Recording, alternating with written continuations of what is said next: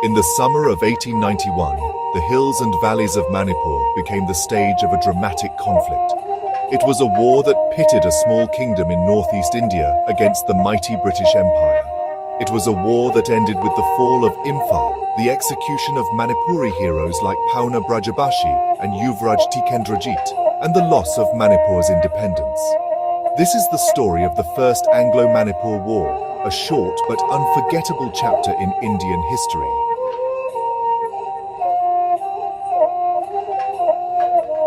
To understand why this war broke out, we must step back a few years.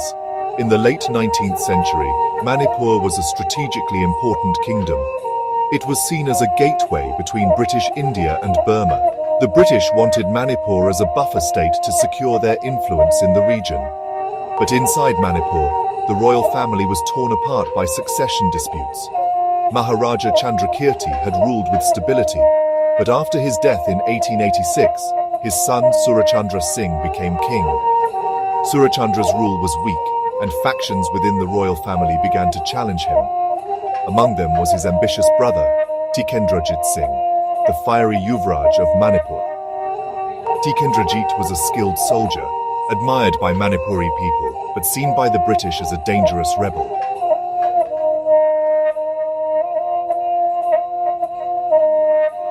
In September 1890, Tikendrajit and his supporters staged a coup.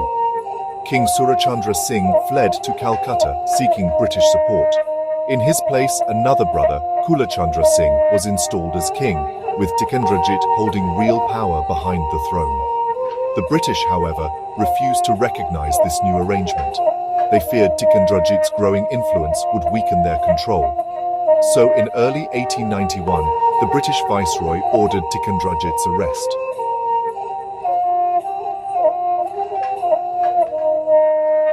In March 1891, a British force led by Chief Commissioner J.W. Quinton arrived in Imphal to capture Tikendrajit.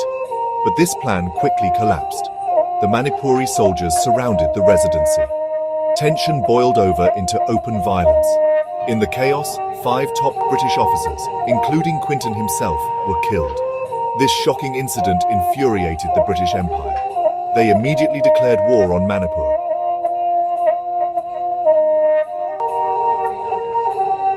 The British launched a 3-pronged military invasion from Kohima, Silchar, and Tamil.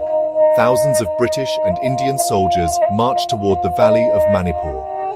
Despite being outnumbered and outgunned, the Manipuris put up a fierce resistance. One of the most legendary battles took place at Kongjom. Here, Major Pauna Brajabashi and a small band of Manipuri warriors stood against a massive British force. With swords, spears, and unmatched courage, they fought to the last breath. Pauna Brajabashi refused to surrender, choosing instead to embrace death on the battlefield. This act of valor turned him into an immortal hero of Manipur.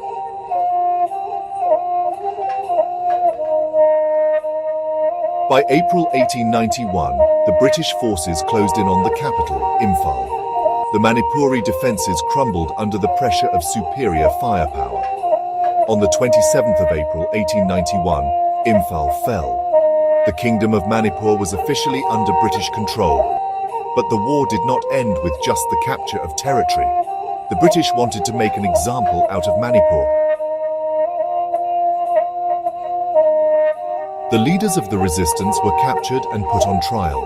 Among them were Yuvraj Tikendrajit Singh, General Thangal, and other brave commanders. On the 13th of August 1891, Tikendrajit and Thangal were executed by hanging at Phedabung in Imphal, before a large crowd. Their sacrifice left a deep mark on the memory of Manipuri people. King Kulachandra Singh and several others were deported to the Andaman Islands, never to return. The war lasted barely a month and a half, but its consequences were devastating. Manipur lost its sovereignty. A minor prince, Churachand Singh, just a child at the time, was placed on the throne under British guardianship. From then on, Manipur became a princely state under indirect colonial rule. But while the kingdom had fallen, the spirit of its people had not. The bravery of men like Pauna Brajabashi, Tikendrajit, and countless unnamed Manipuris continue to inspire future generations in the struggle for freedom. The First Anglo-Manipur War of 1891 was not just a clash of armies. It was a clash between imperial power and the will of a small kingdom to defend its dignity. Even today, the memorial at Kongjom stands as a reminder of Manipur's sacrifice. Every year, the people of Manipur honor Kongjom Day to remember their heroes. In the end, the British won the war, but the Manipuris won something far greater. They won a place in history as a people who fought, resisted, and gave their lives for freedom.